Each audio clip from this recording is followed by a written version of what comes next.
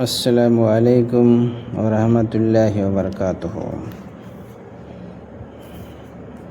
اللہ تعالیٰ کی رحمت و برکت آپ سبوں پر ہو۔ محترم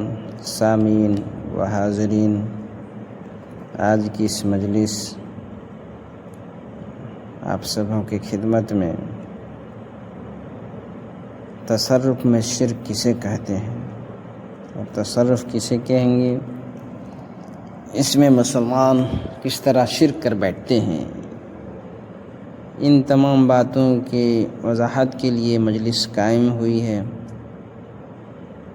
آپ تمام حضرات سے گزارش ہے کہ اپنے قیمتی وقت چند منٹوں کے لیے اس مجلس میں شریک ہو جائیں۔ شرک فی تصرف کا معنی خرچ کرنا، یعنی مخلوق میں سے کسی کا اللہ کی طرح تصرف تسلیم کرنا، یعنی اللہ تعالیٰ جس طرح اپنے مرضی سے اپنے حکم جاری رکھتا ہے، اپنے مرضی سے مارتا ہے، جلاتا ہے، آرام دیتا ہے، تکلیف دیتا ہے، تندرست کرتا ہے، بیمار کرتا ہے، مرادیں پوری کرتا ہے، مشکل کے وقت کام آتا ہے، روزی دیتا ہے، اولاد دیتا ہے، ہوا چلاتا ہے، بارش برساتا ہے وغیرہ، اس تمام کے تمام باتیں صرف اللہ ہی کی ذات کے ساتھ خاص ہے۔ محترم بزرگوں، دوستو، کسی نبی، ولی یا پیر، مرشد، مرید، زندہ ہو یا مردہ، یہ تمام باتیں ناممکن ہیں۔ ان باتوں کو دوسرے میں ثابت ماننا کہ جس طرح اللہ تعالیٰ مشکل کے وقت کام آتا ہے، جس طرح اللہ تعالیٰ اپنے مرضی سے مارتا ہے، جس کو چاہتا ہے زندہ رکھتا ہے، بیمار سے جس طرح اللہ تعالیٰ شفا دیتا ہے، چونکہ لا شفاء الا شفاء اللہ، شفاء اللہ کا مطلب اللہ تعالیٰ ہی کی شفا سے شفا ہو سکتی ہے، تندرست ہو سکتی ہے، بیمار سے اچھا ہو سکتا ہے۔ ٹھیک ان تمام باتوں کو دوسرے پر ثابت ماننا کہ دوسرا شخص بھی اس طرح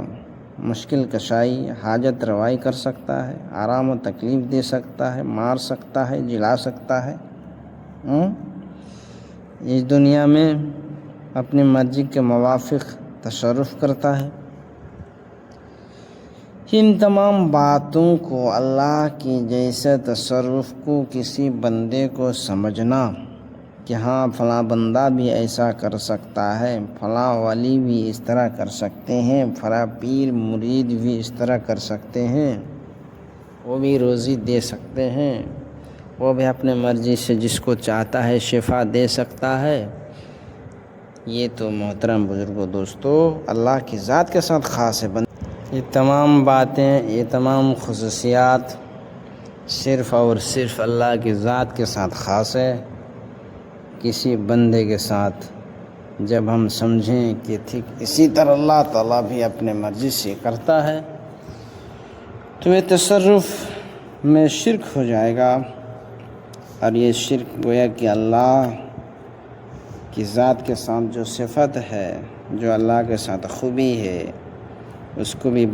کسی بندے کو اس کے مقابلے میں کھڑا کر دینا، کسی بندے کو اس کے جیسا سمجھنا،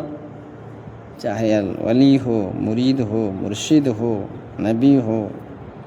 یا دنیا کے کوئی بھی اللہ کے بندہ ہو، یا کسی فرشتہ کو ہم سمجھیں، یہ تو تمام کی تمام باتیں اس طرح کے تصرف میں اللہ تعالیٰ کی ذات کی جیسا کسی بندے کو جب تسلیم کر لیں گے، مان لیں گے، تو یہ شرک ہو جائے گا، چونکہ اللہ تعالیٰ کی ذات اعلیٰ اور عرفہ ہے، اس کی ذات کے مقابلے کوئی نہیں کر سکتا۔ نہ انہوں نے کسی کو اختیار دیا ہے،